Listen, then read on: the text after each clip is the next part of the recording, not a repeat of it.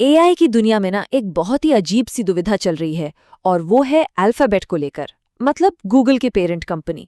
देखिए, एक तरफ तो ये कंपनी इतनी बड़ी और इतनी सक्सेसफुल पहले कभी नहीं थी, लेकिन साथ ही इस पर इतना बड़ा खतरा भी कभी नहीं मंडराया था। तो आज हम इसी $5 ट्रिलियन वाले सवाल को थोड़ा कुरेद कर देखेंगे। तो चलिए शुरू करते हैं। अल्फाबेट को ना सिर्फ एक कंपनी समझना भूल होगी। ये एक पूरा डिजिटल साम्राज्य है। पर जैसा हर बड़े साम्राज्य के साथ होता है, इसकी दीवारों में भी अब दरारें दिखने लगी हैं और ऐसा लग रहा है कि ये चारों तरफ से घिरता जा रहा है। जरा इसकी कीमत पर नजर डालिए। करीब करीब $3.7 ट्रिलियन।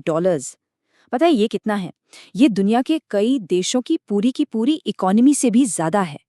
तो हाँ, ये आंकड़ा हमें बताता है कि अल्फाबेट कितनी बड़ी ताकत है।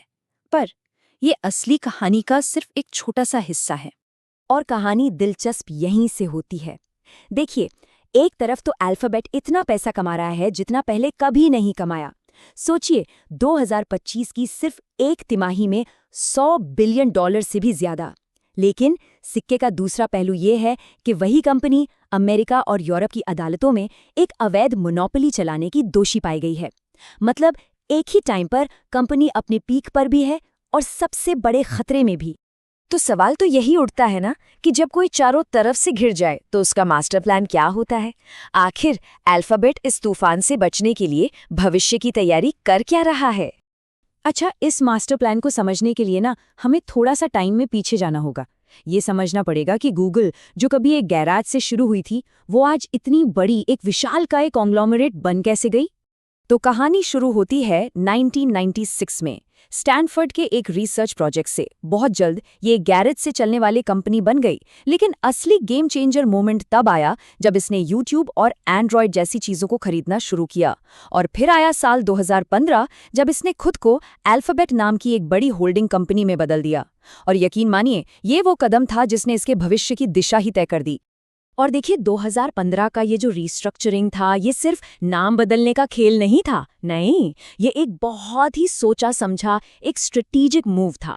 इससे हुआ ये कि गूगल का जो मेन बिजनेस है उसे अलग कर दिया गया, ताकि वेमो जैसे भविष्य के प्रोजेक्ट्स को आज़ादी से बढ़ने का मौका मिले। सच कहें तो यहीं पर उन्होंने आज की एआई फर्स्ट दुनिया के लिए बीज बो दिए थे।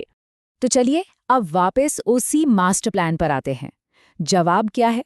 जवाब है आर्टिफिशियल इंटेलिजेंस पर टिकी एक बहुत बड़ी स्ट्रैटेजी।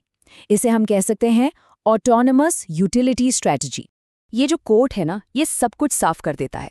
अल्फाबेट का गोल अब सिर्फ दुनिया की जानकारी को ऑर्गेनाइज करना नहीं रह गया है। नहीं, उनका लक्ष्य है एक ऐसी अदृश्य यूटिलिटी लेयर बनना जो हमारे डिजिटल और हाँ, हमारे फिजिकल जीवन के भी हर पहलू को चुपचाप मैनेज करे। सोचिए, जैसे बिजली या पानी होता है ना, बिल्कुल वैसी ही एक जरूरी सर्विस बनने का इनका एम्बिशन है। तो सवाल ये है कि वो इसे कर कैसे रहे हैं? इसका जवाब है एआई की हर लेयर पर पूरा कंट्रोल करके। वो अपने खुद के एआई चिप्स बनाते हैं, जिन्हें टीपीयूज कहते हैं। वो जेमिनाई जैसे पावरफुल मॉडल्स डेवलप करते हैं और फिर इन दोनों को अपने प्रोडक्ट्स जैसे सर्च, क्लाउड और वेमो में एकदम गहराई से इंटीग्रेट कर देते हैं। इसी को वर्टिकल इंटीग्रेशन कहते हैं और यही चीज उन्हें एक जबरदस्त बढ़त देती है।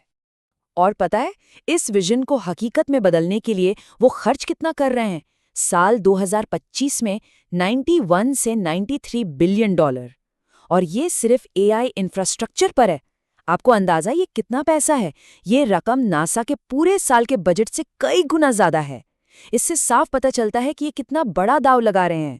तो ठीक है, ये ऑटोनमस यूटिलिटी हमारी रोजमर्रा की जिंदगी में असल में दिखेगी कैसे?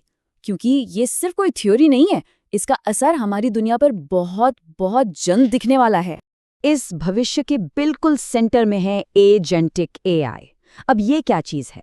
ये एक ऐसा एआई है जो सिर्फ जवाब नहीं देता, बल्कि आपके लिए काम करता है। मतलब इसे अपना एक पर्सनल असिस्टेंट समझिए, जो सिर्फ सलाह नहीं देता, बल्कि आपके लिए फ्लाइट्स बुक करता है, शॉपिंग करता है, आपकी मीटिंग्स प्लान करता है।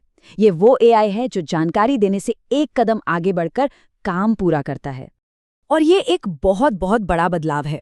आज क्या होता है? गूगल का एआई आपको जानकारी की समरी देता है, लेकिन आने वाले कल में ये उस जानकारी पर सीधे एक्शन लेगा।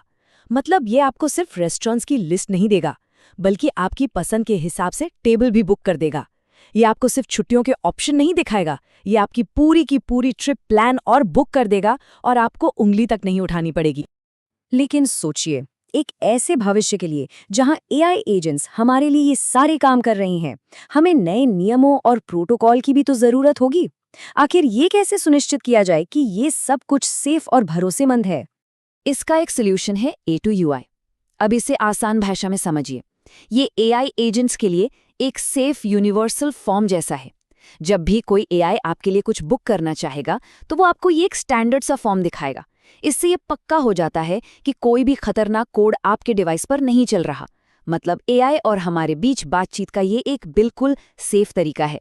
और फिर आता है AP2 एजेंट पेमेंट्स प्रोटोकॉल, जो शायद इससे भी ज्यादा जरूरी है। ये एआई एजेंट्स के लिए एक सेफ डिजिटल वॉलेट की तरह काम करता है। ये एजेंट को हमारी तरफ से पेमेंट करने की परमिशन तो देता है, लेकिन सिर्फ हमारी मंजूरी के साथ। और इसमें एक डिजिटल रसीद भी होती है जिसे कोई झुठला नहीं सकता। ये एआई को सेफ तरीके से पैसे खर्च करने का अधिकार देता है। तो ये सारी बातें हमें वापस वहीं ले आती हैं जहां से हमने शुरू किया था। ये जो एजेंटिक भविष्य है ना, ये अल्फाबेट को दो बहुत ही अलग अलग रास्तों पर ले जा सकता है। तो यहाँ पे दो बिल्कुल अलग फ्यूचर की पॉसिबिलिटीज हैं। एक है बुल केस, मतलब पॉजिटिव नजरिया।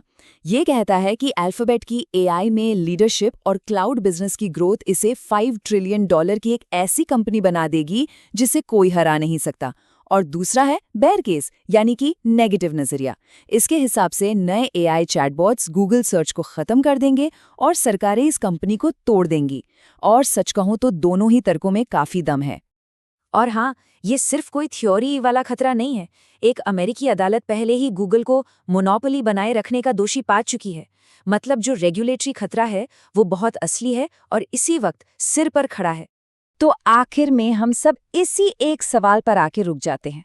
क्या अल्फाबेट आने वाली सदी की एक जरूरी सर्विस बना रहा है जो हमारी जिंदगी को बेहतर बनाएगी, या फिर हम अपनी आंखों के सामने इतिहास की सबसे ताकतवर मोनोपोली को बनते हुए देख रहे हैं? इसका जवाब जो भी हो, वो सिर्फ अल्फाबेट का नहीं बल्कि पूरे इंटरनेट का भविष्य तय करेगा।